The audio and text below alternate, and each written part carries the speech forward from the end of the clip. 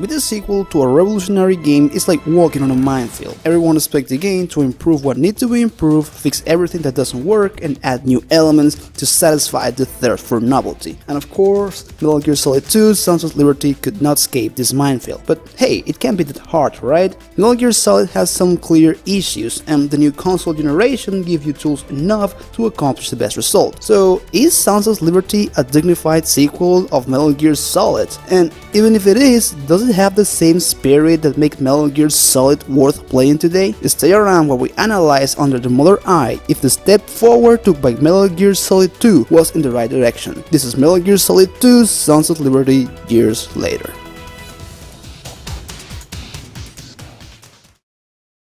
The game started a few years after Shadow Moses, and now Snake has joined a clandestine organization with the objective to stop and sabotage the development of new nuclear weaponry. With the help of the returning cast, you must infiltrate an American installation and obtain undeniable proof of the involvement of the US in the creation of a new type of Metal Gear. But apparently, the Russians want a taste of that sweet American power too, and are also trying to infiltrate the facility at the same time. Everything you love and like about the first Metal Gear is here, but faster, bigger, and better. Improved aiming, improved camera, improved AI, the return of a wonderful cast, and a story that grabs you right at the beginning. If you're in for a great time, you better get out, because that's not the game you're gonna be playing for the next 8 hours. No! Yeah, for some reason, after the first 40 minutes of game, we take a complete change in, well, every aspect. We get new characters, new location, new setup, in some regards a completely different game. I was thinking in evaluating these two parts separately, considering that are two different experiences. The re-release of the game even allow you to choose if you want to play each part separately or together as originally intended, but I realized it would be unfair for the second part of the game. The first part is just a more cohesive experience. The difficulty is adjusted for new players, there's more variety in how you approach certain sections, and there's even a boss fight that takes full advantage of the improved combat system. The covers, first-person aiming, and even environmental changes help deliver the best experience possible. Like its predecessor, this is a linear level. You go from point A to point B to point C. This may sound boring, but allows the progression curve to be as engaging as possible. And the most important thing is, this is a direct follow-up from the last game. The characters, their relations, and their motivations are already established. You just get the mission briefing and are good to go. The interruptions are kept to the bare minimum. The tutorial is mixed with the mission briefing, so it feels like it is a natural part of the game. They took every single aspect that didn't work in the last game and improved on them. Is it perfect?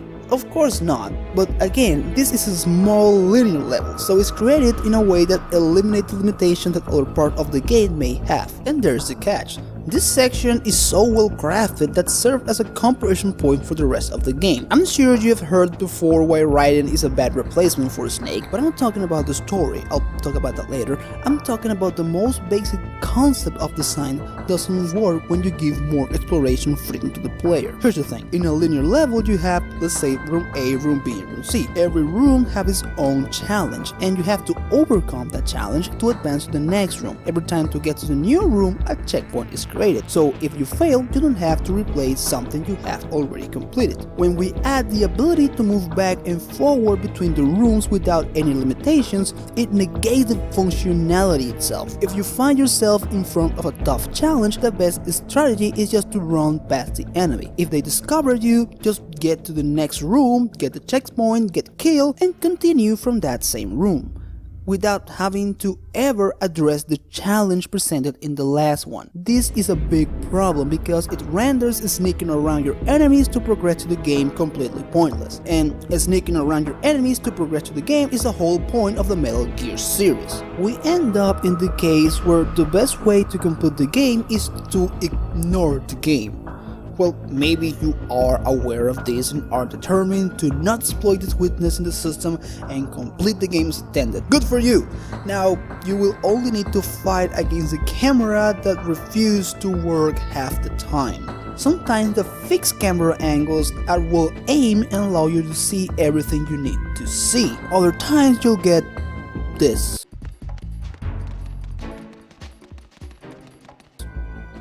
As you can see, you cannot see. You have no idea what's downstairs, you have no idea what's around the corner. You'll be walking blindly into enemy territory. You still have other options, there's the radar, you can still press against the wall and the camera will move itself, but these angles are so annoyingly bad and happens in every narrow place. And considering the amount of narrow places they are, this will happen half the time. Another big improvement went into the combat system, and boss fights really benefit from that. They have more variety, they faster, they have more movement into them. It's a gigantic improvement from last time, but outside the boss fights,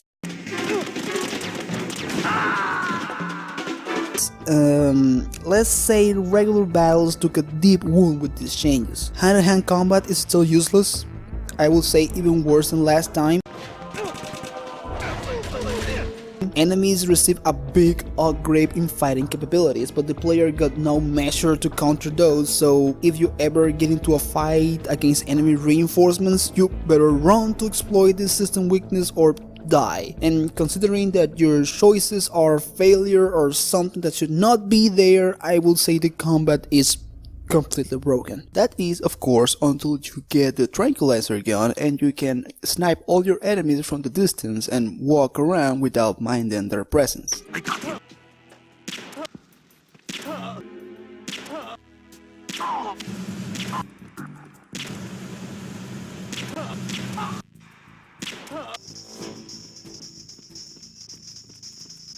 Well, if the stealth is unengaging and the combat is broken, you could say it's a bad game, right? Well, no, I'll bring back the first part of the game again, which used the sack mechanics and the sack system and works pretty well all together. I think the lesson here is that you don't need perfection in every single element to achieve a good experience. You need that every single element work together to achieve a good experience, even if some of those elements are flawed. The critique I have can also be applied to this section. The fixed camera angle is not the best decision, but because this is a smaller level, they took the time to position and aim the camera in the best way in every single instance. The stealth is not perfect, but the enemy placement was thought more carefully to avoid a difficulty wall early in the game. At the end, I think the problems in this game don't come from lack of quality, but lack of attention. The developers put a lot of attention into small and pointless details, but a big portion of the game was left unattended. They fixed the problems from the last game but created new ones and big ones that are really easy to spot in the long term. The sequel to this game works pretty much with the same structure with minor changes and is a testament of how lacking this one actually is. It's not terrible. When the game works, it really works. Try dodging this!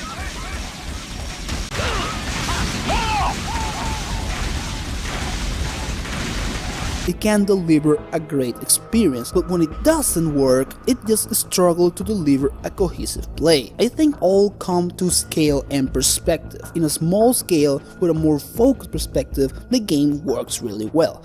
But as soon as we widen the scale with the big scale, the game elements just start conflicting with each other and break. And talking about conflict, let's talk about the story. I always say there's a difference between writing something deep, something complex, and something insane. And this game goes through all of them. It started as something deep, moving to something complex, and ending in complete insanity. There's a fork in the conveyor belt. The machine is automatically sorting cargo according to some system. Take a good look at the device. The game ends up with you fighting the President of the United States on top of the Federal Hall with a samurai sword. I have no idea how we get to that. I cannot say the story is bad, but I cannot say it's good either. It's unique. That's all I can say, is unique. I don't know how we get from a place where you must prove the US involvement in the development of an illegal nuclear weapon to a place where vampires exist. The game has good things to say about how using an AI to control the flow of information in the internet era can change the nature of society, but again, fighting the President of the United States on top of the Federal Hall with a samurai sword. Any commentary the game could have made was lost by that point. Maybe Kojima genius is too great for me, but I just don't get it. I think it's just up to that. I don't get it. For me, all end up being completely insane. Where I do have clear and defined complaints is with the characters. I know this is not new, you can go anywhere in the internet and find someone complaining about Jack. But my problem is not with Jack, it's with Jack plus everyone else. No one feel nor sound like an actual military expert. Everything feels a little off. The delivery of the actors, the writing, and again the plot feels more like a parody of a military operation than an operation itself. Jack doesn't feel like a soldier, it is more like a child with a gun. Did you say nerd? Not nerd, node. They gave him a dark and complex backstory, but I never believed for 1 second that the character they were talking about was the character in front of me. I never believed that Jack and Rose were an actual couple. I'm not an expert in relationships, but their conversations always sound off. I did not believe that this childish idiot was chosen for an operation as important as rescuing the president who is being held hostage by terrorists. And that's a problem. I don't buy this.